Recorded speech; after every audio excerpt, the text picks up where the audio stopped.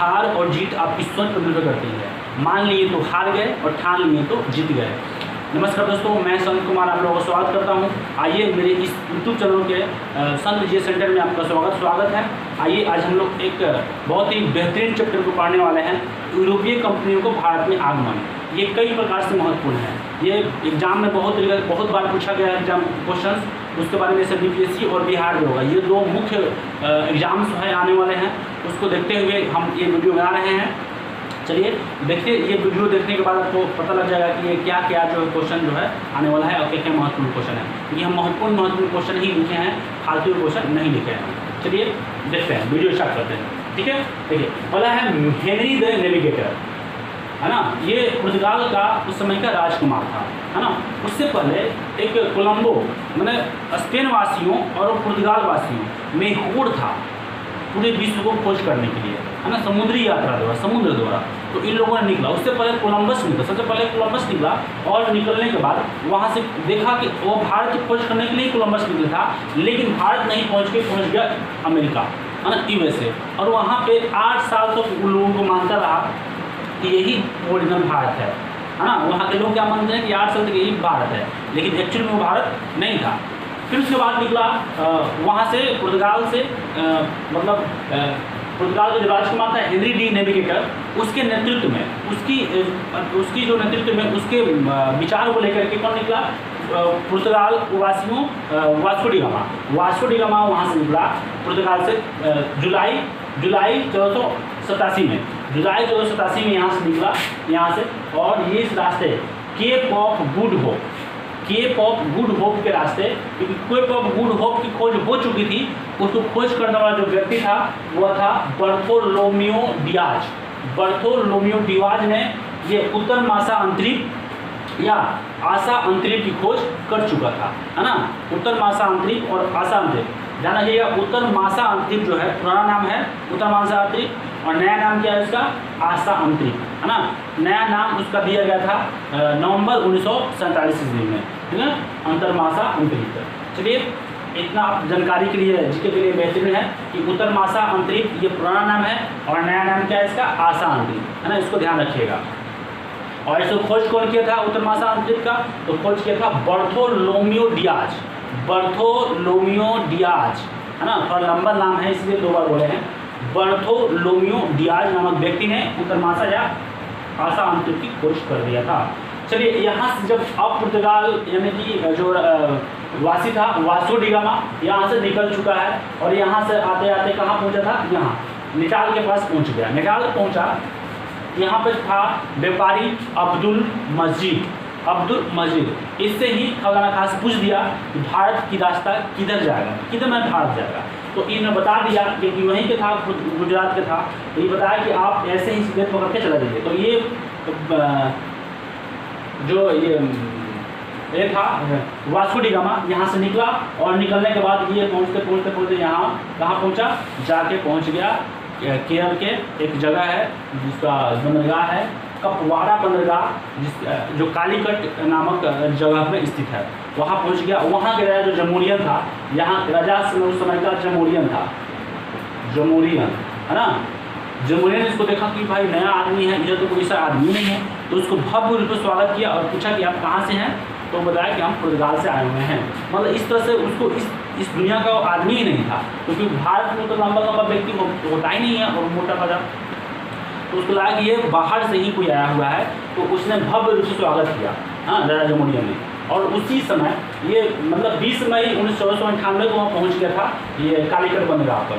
और इसी समय इधर कोई ये अरब का जहाज लेकर के कोई व्यापारी वगैरह व्यापार करने जा रहा था, तो ये पकड़ा, अब पौधा छीन लिया। लोगों ने जब आया था उतना दूर से, फिर आकर के उसको छीन लिया जहाज, और छीन के क्या कर दिया, ये राजा जमोरियन को गिफ्ट कर दिया, लीजिए महाराज ये आप मेरी तरफ से भेंट है, गिफ्ट कर दिया।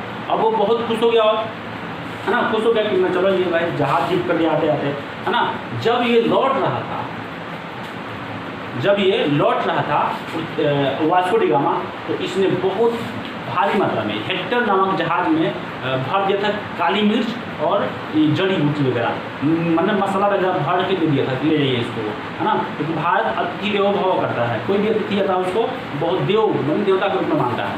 तो यहाँ से दे दिया और फिर वह इसी रास्ते लेकर के ये पहुँच गए पुर्तगाल, है ना। पुर्तगाल पहुँचने के बाद जब इस सब चीज़ को बेच दिया और बेचने के बाद आने का खर्चा और जाने का खर्चा दोनों निकालने के बाद जो बचा वह देखा तो ये 60 गुना था, 60 गुना मुनाफा कमाया और वे बहुत खुश हुआ कि भाई ऐसे ही व्यापार हमको करना होगा, है ना। फिर वह दोबारा यहाँ से आया। अब कोई भी एक बार फायदा हो जाता है व्यापारी को तो बार बार चाहता है कि वहाँ हम जाए, तो फिर दोबारा आया वास्को डी गामा और आ करके 1503 में 1502 में वहाँ से आया था और 1503 में कोचीन में क्या कर दिया, फैक्ट्री खोल दिया और 1505 में कहाँ खोल दिया, कोनूर में खोल दिया, ठीक ना। तो 1503 और 5 में आकर के फैक्ट्री वगैरह खोल दिया। तो यहाँ से आने के बाद फिर ये हेनरी नेविगेटर ने कहा, सोचा कि क्यों ना हम वहाँ पर अपना वायसराय वगैरह भेज देते हैं, अपना राजदूत भेज देते हैं, वो जाएगा वहाँ व्यापारी करेगा, देख रेख करेगा, सेना भी कुछ रहेगी हमारी, मदद भी करेगी उन लोगों को। इसी सोच के साथ फ्रांसिस डी अल्मीरा को, है ना, हेनरी डी नेविगेटर ने कहाँ भेज दिया, भारत भेज दिया। ये फ्रांसिस डी अल्मीरा 1505 ईस्वी में भारत आया और 1509 ईस्वी तक रहा। ये प्रथम वायसराय था, है ना। पुर्तगाल का प्रथम वायसराय कौन था, ये बहुत ही फेमस क्वेश्चन है, बहुत बार क्वेश्चन पूछा है, तो फ्रांसिस डी अल्मोड़ा है ना। नेक्स्ट क्वेश्चन है इसमें, इसका उद्देश्य था कि ब्लू वाटर पॉलिसी। इसका उद्देश्य क्या था, ब्लू वाटर पॉलिसी। इसका अर्थ है कि शांत जल नीति। ये चाहता था फ्रांसिस डी अल्मोड़ा कि हमारे जो क्षेत्र है, ये अरब सागर क्षेत्र है, ये पूरी तरह से क्या हो, शांत हो, यहाँ व्यापारी वगैरह आराम से आए, व्यापार करें और जाए, हम भी व्यापार करें और जाए, कोई लड़ाई झगड़ा चक्कर में नहीं था।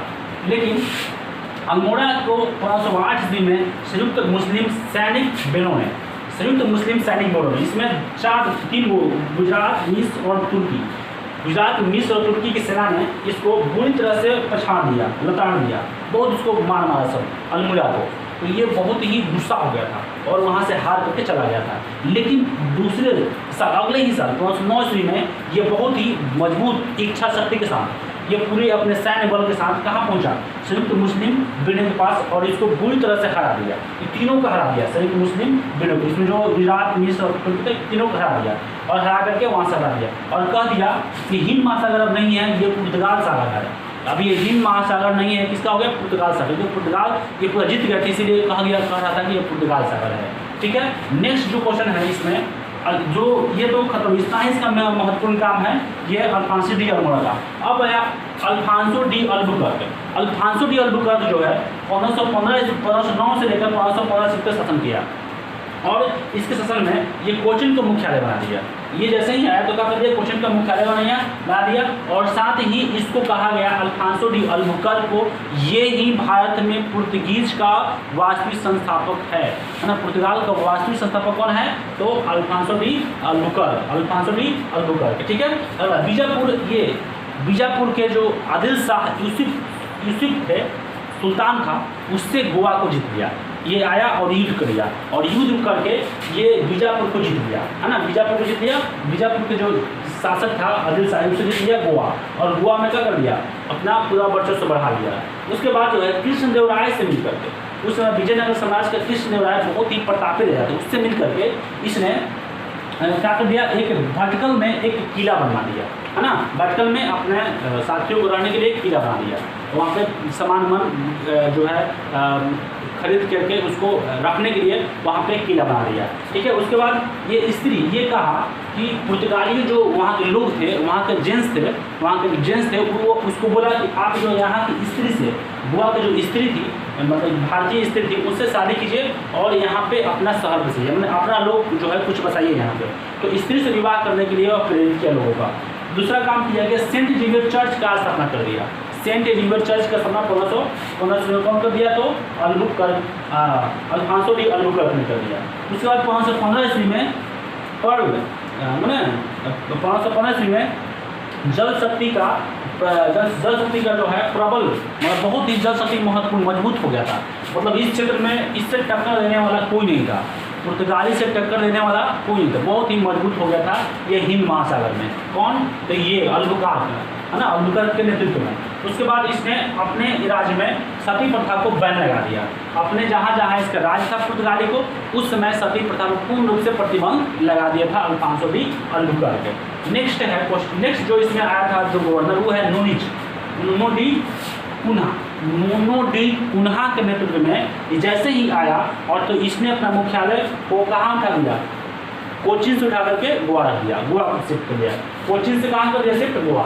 यहाँ इसका पहले था मुख्यालय, यहाँ हुआ करता था मुख्यालय, लेकिन अब यहाँ उठा करके यहाँ गोवा में डाल दिया, है ना, गोवा में मुख्यालय अपना बदल दिया। ठीक है, उसके बाद जो है 1534 ईस्वी में कृष्णदेवराय, है ना, और गोवा को औपचारिक राजधानी बना दिया। इस गोवा का कर दिया औपचारिक